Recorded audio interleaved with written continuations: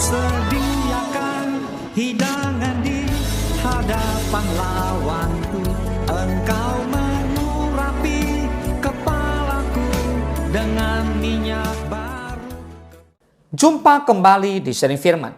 Tema Sharing Firman hari ini adalah memaafkan sesama anak Tuhan. Nah saudara, hari ini kita akan belajar bersama-sama mengapa sebagai anak Tuhan kita harus saling memaafkan. Lalu apa manfaatnya untuk kita sebagai anak Tuhan ketika kita memaafkan orang yang bersalah kepada kita? Mari kita bahas. Memaafkan adalah hal yang sulit untuk dilakukan oleh kita sebagai manusia. Apalagi perbuatan yang dilakukan atas tindakan kita yang fatal. Tetapi memaafkan itu perlu dilatih agar hidup kita bahagia, nyaman, aman, dan tenang. Amin. Ketika kita tidak dapat memaafkan kesalahan seseorang atas diri kita, maka kita akan berada di zona tidak nyaman dan aman. Mengapa kita harus memaafkan sesama kita? Kita lihat, Yesus sudah lebih dulu memaafkan kita dari tindakan kita yang tidak setia dan tidak taat kepadanya. Amin. Mika 7 ayat 18 memang berkata, siapakah Allah seperti engkau yang mengampuni dosa dan yang memaafkan pelanggaran dari sisa-sisa miliknya sendiri, yang tidak bertahan dalam murkanya untuk seterusnya, melainkan berkenan kepada kasih setia. Nah, dari ayat firman Tuhan ini kita bisa lihat bahwa Allah kita memaafkan manusia yang telah melenceng jalannya. Allah memaafkan manusia bukan hanya sekedar kata-kata manis untuk menyenangkan hati manusia. Oh, tidak begitu.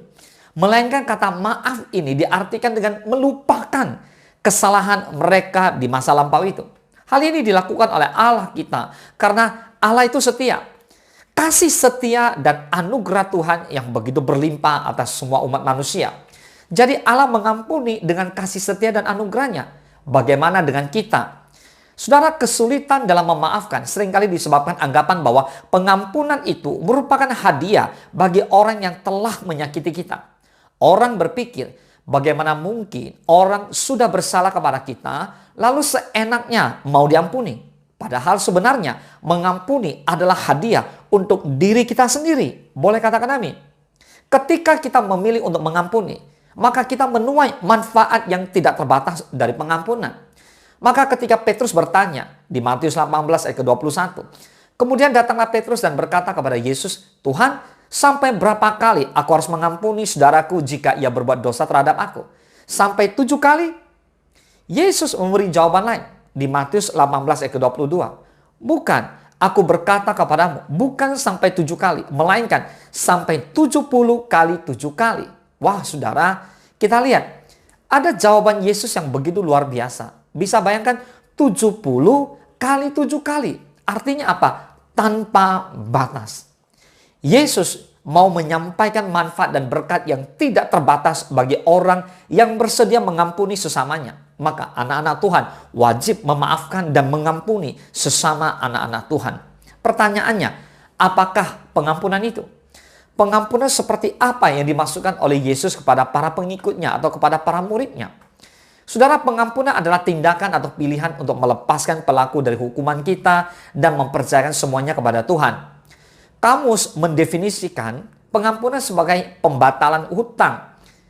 Nah, kita semua percaya bahwa kita semua diampuni atas pelanggaran kita melalui Kristus, di mana rela Tuhan mati di atas kayu salib. Nah, pekerjaan Yesus di kayu salib lah yang membatalkan utang kita. Pengampunan dari Yesus adalah tanpa syarat. Nah, kita harus bisa memaafkan kesalahan orang lain terlepas dari apakah sang pelaku meminta maaf atau mau bertanggung jawab. Dengan kata lain, kemampuan kita untuk memaafkan tidak bergantung pada tindakan orang lain. Mau orang minta maaf atau tidak, kita tetap memaafkan. Katakan amin. Jangan simpan luka apapun di dalam hati kita, saudara. Efesus 4 ayat ke-32. Tetapi hendaklah kamu ramah seorang terhadap yang lain, penuh kasih mesra dan saling mengampuni, sebagaimana Allah di dalam Kristus telah mengampuni kamu. Kita diajarkan hari ini Bapak Ibu semua untuk kita mesti punya sikap yang ramah, di mana kita harus saling mengampuni. Kolose 3 ayat ke-13, sabarlah kamu seorang terhadap yang lain dan ampuni seorang akan yang lain. Apabila yang seorang menaruh dendam terhadap yang lain, sama seperti Tuhan telah mengampuni kamu, kamu perbuat jugalah demikian. Artinya Tuhan mau kita mengampuni, memaafkan. Katakan amin. So, memilih untuk mengampuni berarti kita memilih untuk menikmati manfaat daripada pengampunan. Pengampunan membawa berkat. Boleh katakan amin? Maka pengampunan itu membebaskan kita dari beban yang menggerogoti diri dan hidup kita. Pengampunan meningkatkan kualitas kesehatan fisik, seperti menjaga detak jantung, hipertensi, dan lain sebagainya. So, kalau Bapak Ibu semua mau mengampuni, Bapak Ibu akan jauh lebih sehat.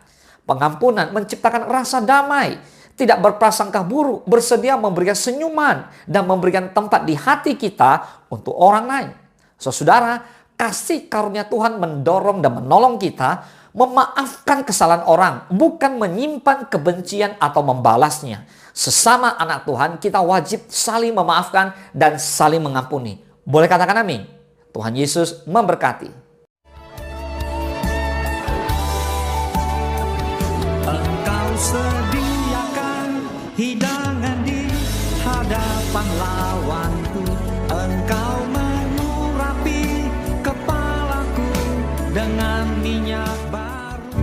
Ku sembah Kau Tuhan, ku sembah Kau Yesus. Ku tinggikan nama-Mu di atas segalanya. Ku sembah Kau Tuhan, ku sembah Kau Yesus. Ku tinggikan nama-Mu di atas